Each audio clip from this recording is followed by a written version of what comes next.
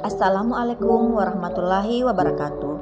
Perkenalkan, nama saya Armita Syarif, NIM B2306384, kelas 1D, mata kuliah Kebijakan dalam Kebidanan, dosen pengampu Arifah Usman SST MKes, jurusan S1 Kebidanan, Universitas Mega Buana Palopo. Saya akan mempresentasikan mengenai kekuasaan, politik, dan kebijakan dalam pelayanan kebidanan. Materi pertama yaitu peran gender dalam konstruksi sosial akan feminitas dan maskulinitas, kekuasaan dan konteks sosial, politik, atau kebijakan dalam siklus reproduksi. Gender adalah konstruksi sosial dalam suatu negara yang dipengaruhi oleh kondisi sosial, politik, budaya, ekonomi, agama, maupun lingkungan etnis. Gender bukan jenis kelamin, namun gender dapat terjadi pada laki-laki maupun perempuan. Politik gender adalah politik yang melibatkan kaum laki-laki dan perempuan dalam proses perumusan kebijakan negara dengan tegas di antara satu golongan dengan golongan lainnya.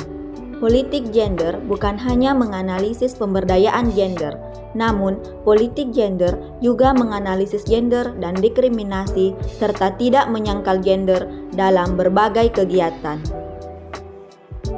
Materi kedua yaitu evaluasi pelayanan kebidanan dalam multi perspektif, meliputi kompetensi teknis, keterjangkauan atau akses, efektivitas, efisiensi, kesinambungan, keamanan, kenyamanan, informasi, ketepatan waktu, dan hubungan antar manusia.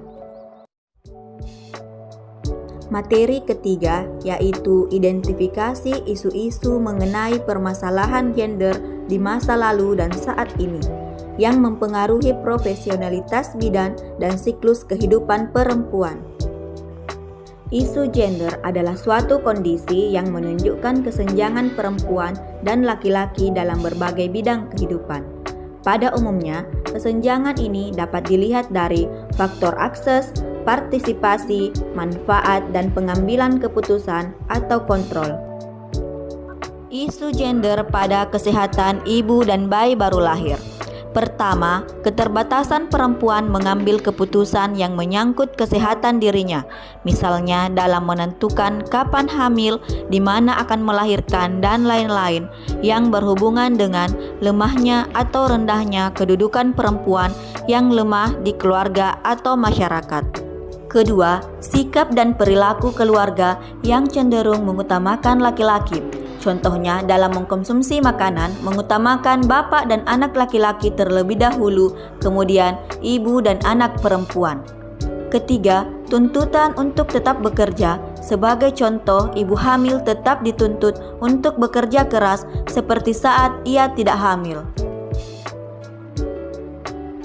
Materi keempat yaitu mengenai sejarah praktik medikalisasi dan pengaruh teknologi pada masa kini dalam kaitannya dengan posisi perempuan dalam kehidupan sosial. Teknologi informasi menjadi hal yang penting dalam menentukan pola perubahan sosial yang terjadi saat ini.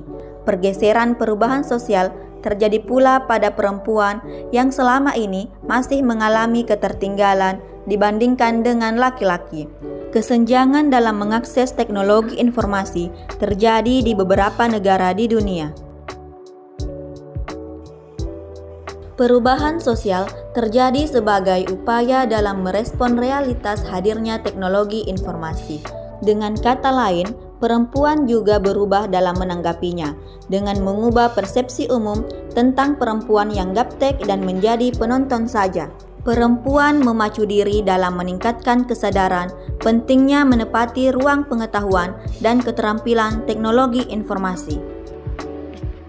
Sekian presentase saya, kurang dan lebihnya mohon dimaafkan. Wassalamualaikum warahmatullahi wabarakatuh. Terima kasih.